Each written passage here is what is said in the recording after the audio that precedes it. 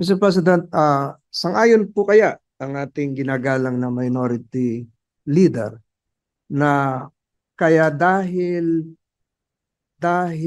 walang carry-over notion ay dahil malaki po ang pagkakaiba. There's a big difference between the 1987 Constitution and the 1935 Constitution, which was patterned after the United States Constitution.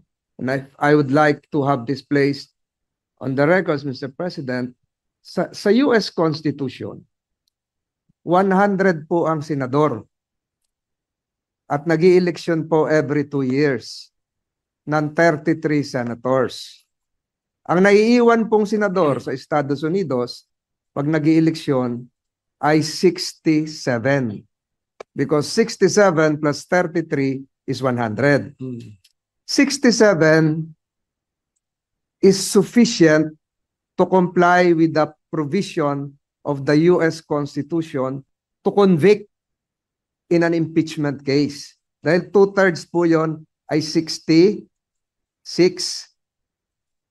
May sobra pang isa.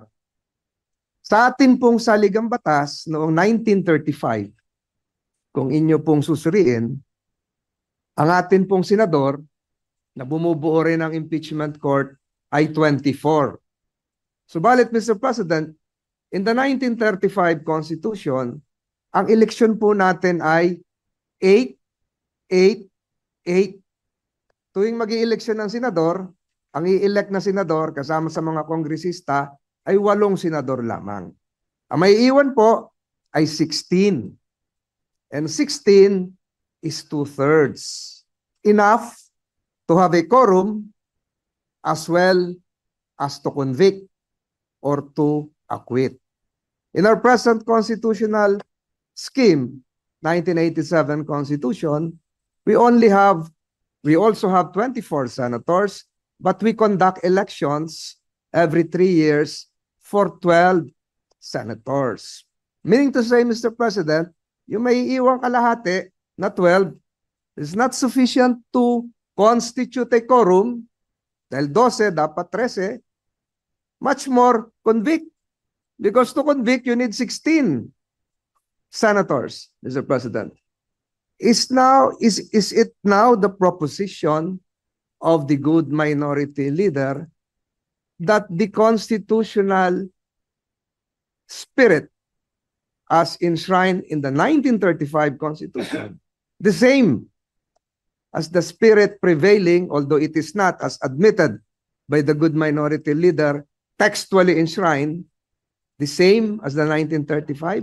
Ibig sabihin po ba yung 12 ay may quorum, yung 12 ay pwedeng maging 2/3 to allow your notion that we can carry over at yung sikat nga yung salita, maitawid?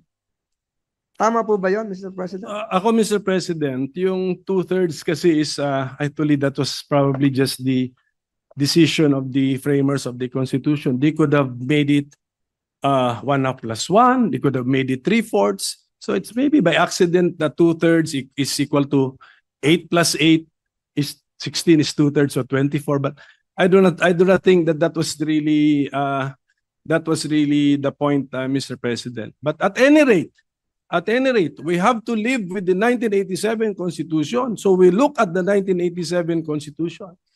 And looking at the 1987 Constitution, the Senate is the impeachment court, not because it is the Senate created under Article 6, because it was recognized to be the court under Article 11. The framers could have chosen another body to be the court. That is theoretically possible. But it chose the Senate, not as a legislative body, but as a part of Congress, but not as a legislative body. So, yun po yung aking pagkaintindi. We have to live with the 1987 Constitution. We copied generally the idea siguro sa United States, but let's not be so beholden to their practices and rulings kasi iba na rin po, iba talaga ang sitwasyon natin. And I think textually speaking, my position is supported that although we keep on saying Senate, Senate, Senate, but this is not Senate as the other half of Congress, but this is the Senate chosen under Article 11 to be the impeachment court. So iba po ito. And then may paragraph 8 doon, sinabi, Congress shall also issue the rules to give life to the accountability of public officers. So, and we have done that. So, kaya ang aking stand actually is the Senate as an institution is the impeachment court. So the member judges can change, but just like as a division of the Supreme Court, division of the Sandigan Bayan and the CA, if they change their members, yung docket nila or caseload nila, tuloy pa rin. They have to decide the cases and bring the cases to their logical conclusion. So that is my simplified position, Mr. President.